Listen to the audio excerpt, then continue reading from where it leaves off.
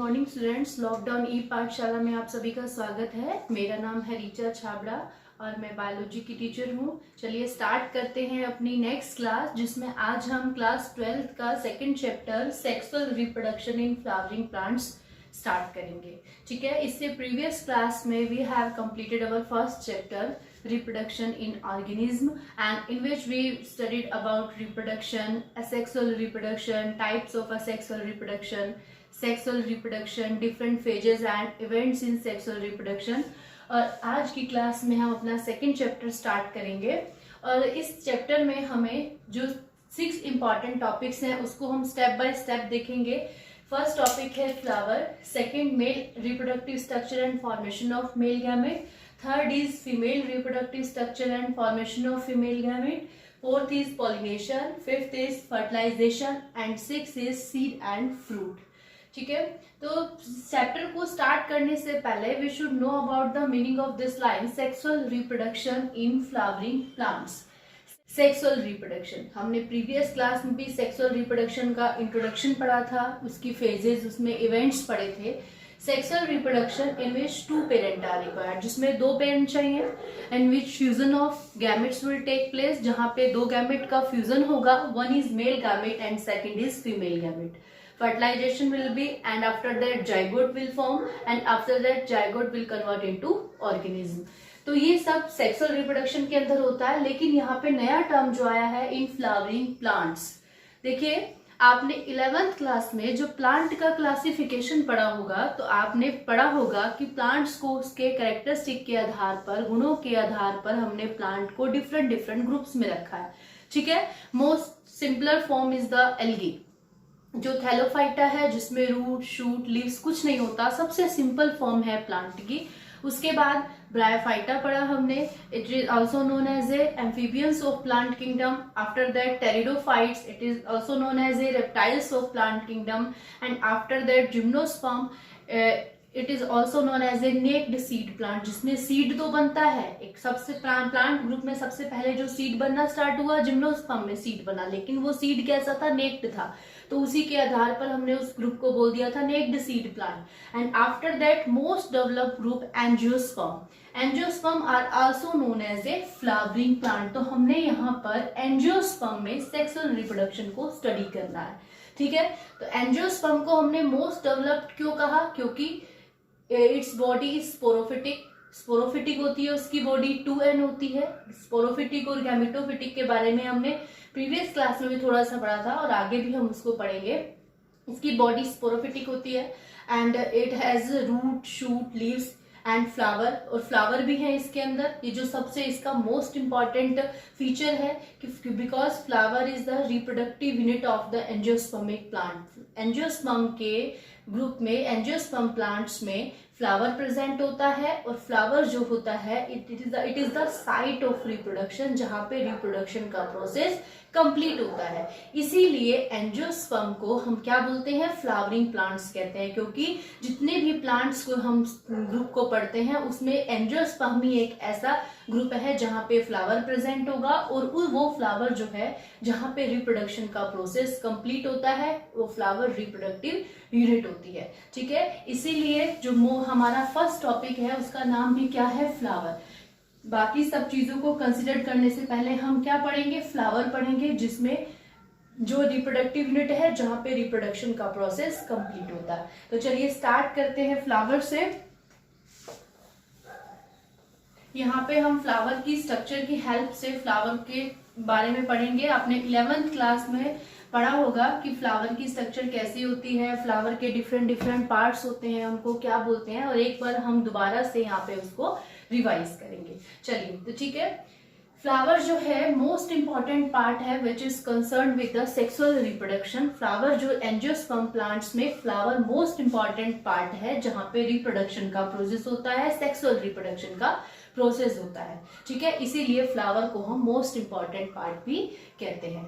अब फ्लावर बनता कैसे है? ठीक है, तो flower is a modified shoot, कि जो शूट मतलब डाल, कि जो कोई पौधे के अंदर जो डाली होती है वो मॉडिफाइड होकर क्या बना देती है, फ्लावर बना देती है। ठीक है, जिस तरह से डाल पर पत्तियां पाई जाती हैं, लीव्स पाई जाती हैं, तो लीव्स जो डाल थी किसी भी पेड़ की, जो डाल थी वो तो किस में कन्वर्ट हो गई, फ्लावर में कन्वर्ट हो गई। तो इस डाल पे पाई जाने वाली पत्तियां कहाँ गई, वो पत्तियां क्या हो जाएंगी, मॉडिफाइड होके फ्लावर के ऑर्गन बना लेंगी, फ्लावर के पार्ट बना लेंगी। तो अगर क्वेश्चन पूछा जाता है कि फ्लावर क्या है, flower is considered as a modified shoot, और जिसमें डाल पर पाए जाने वाली लीव्स, इंटरनोड्स क्या करेंगे, वो फ्लावर के ऑर्गन बना लेंगे। इस तरह से फ्लावर की स्ट्रक्चर बनती है। ठीक है, तो किसी भी फ्लावर के अंदर अगर हम देखते हैं तो कितने जो 4 फ्लोरल ऑर्गन प्रेजेंट हो सकते हैं। First is sepal, second is petal, third is stamen and fourth is carpel. इस स्ट्रक्चर की हेल्प से हम क्या करेंगे, फ्लावर के अंदर पाए जाने वाले वो जो 4 रोल्स हैं, 4 फ्लोरल ऑर्गन है, उसको हम स्टडी करेंगे। देखिए, सबसे पहले अगर आपको कोई फ्लावर देता है तो आप उसको कैसे पकड़ते हो, ऐसे पकड़ते हो।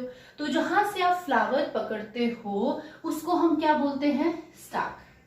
ठीक है, जहां से आपको किसी ने फ्लावर दिया, आपने फ्लावर पकड़ा, तो वो स्ट्रक्चर क्या है, स्टाक। जिस फ्लोरल एक्सिस पे फ्लावर होगा उसको क्या बोल देंगे, स्टाक, जहां से आप फ्लावर को पकड़ रहे हो। ठीक है, उसी स्टाक का जो स्वेलोन पार्ट होता है, आगे ऊपर की जाके वो पार्ट क्या हो जाता है, फूल जाता है। जिस तरह से आपको ये तो नैरो है, लेकिन ये जाके क्या हो गया, स्वेलन हो गया, फूल गया। तो इसके फूले हुए पार्ट को हम क्या बोलते हैं, रिसेप्टिकल। रिसेप्टिकल ये होता है स्टाक। ठीक है, उसके बाद फ्लावर में अगर हम देखते हैं तो सबसे पहले बाहर से स्टार्ट करते हैं। ठीक है, तो सबसे बाहर की तरफ आप देखते होगे फ्लावर पे आपको इस तरह से ग्रीन स्ट्रक्चर दिखाई देती होगी। ठीक है, ये जो ग्रीन कलर की स्ट्रक्चर है इसको हम बोलते हैं सेपल।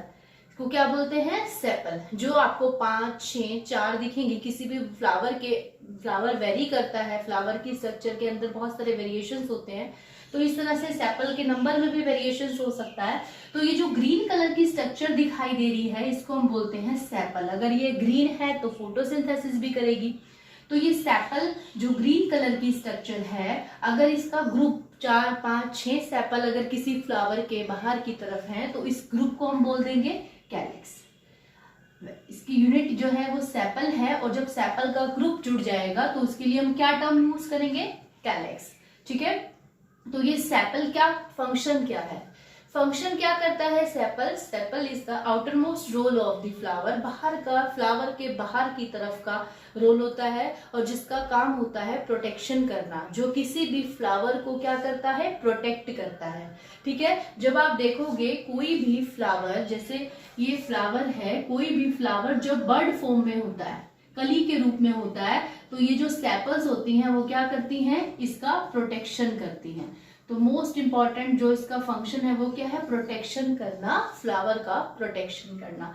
वो बर्ड फॉर्म में होगा तो भी उसका प्रोटेक्शन करेगी वो। ठीक है, उसके बाद चलते हैं सेकंड, ये तो आउटर मोस्ट रोल हो गया। फिर उससे अंदर की तरफ क्या होता है, जो सेकंड मोस्ट इंपॉर्टेंट पार्ट है, इट इज द पेटल। क्या है, पेटल, जिसको हम पत्तियां भी बोल देते हैं, फ्लावर की पत्तियां जो कलरफुल होती हैं। And petals are colourful. क्यों कलरफुल होती है, जब आप फ्लावर की तरफ अट्रैक्ट क्यों होते हो, उसके कलर की वजह से होते हो कि वो इतना सुंदर दिखाई दे रहा है, ये रेड है, ये पिंक है, ये व्हाइट है। तो जो उसका कलर है वो अट्रैक्ट करता है आपको। हम लोगों को तो अट्रैक्ट करता ही है, मोस्ट इंपॉर्टेंट कि वो पॉलिनेशन में हेल्प करता है। जो फ्लावर की पेटल्स होती हैं वो कलरफुल होती हैं, और वो इंसेक्ट को अपनी तरफ क्या करती हैं, अट्रैक्ट करती हैं, जिससे कोई भी इंसेक्ट उसकी तरफ खींचा चला आएगा और पॉलिनेशन में हेल्प करेगा। ठीक है, तो flower are charming due to colour of petals, due to bright colour of the petals. कोई भी फ्लावर अगर आपको सुंदर दिखाई दे रहा है तो उसका रीजन क्या है कि उसकी पेटल है, क्योंकि उसकी पेटल बहुत अच्छा उसके अंदर कलर होगा, जिसकी वजह से आपको फ्लावर अच्छा दिखाई देगा, और वो पॉलिनेशन में भी हेल्प करती हैं। और जब ये पत्तियां, ऐसा तो नहीं है एक फ्लावर पे एक ही पेटल होगी, 3 हो सकती है, 4 हो सकती है, 5 हो सकती है। तो ये जो पेटल का ग्रुप है उसको हम क्या बोलेंगे, कोरोला। उसके लिए कौन सा टर्म यूज करते हैं, कोरोला। ठीक है, उसके बाद थर्ड पार्टी स्टेमन। ये हमने जो स्ट्रक्चर बनाई है ये बाइसेक्सुअल फ्लावर है। आपको इससे पहले की क्लास में, प्रीवियस क्लास में जब सेक्सुअल रिप्रोडक्शन पढ़ाया जा रहा था तो वहां पे बताया गया था यूनिसेक्सुअल और बाइसेक्सुअल। यूनिसेक्सुअल फ्लावर वो होगा जिसमें सिर्फ एक ही सेक्स ऑर्गन प्रेजेंट होगा, या तो वो उसके अंदर एक फ्लावर में या तो मेल पार्ट रहेगा या फिर फीमेल पार्ट रहेगा। और जो बाइसेक्सुअल फ्लावर हैं, ऐसे फ्लावर होंगे जहां पे मेल और फीमेल दोनों प्रेजेंट होंगे। तो ये यहाँ पे आप स्ट्रक्चर देख रहे हो, यहाँ फीमेल पार्ट भी है, मेल पार्ट भी है। तो इसलिए ये जो एग्जाम्पल दिया गया है, ये जो स्ट्रक्चर बनाई गई है, वो बाइसेक्सुअल फ्लावर की है।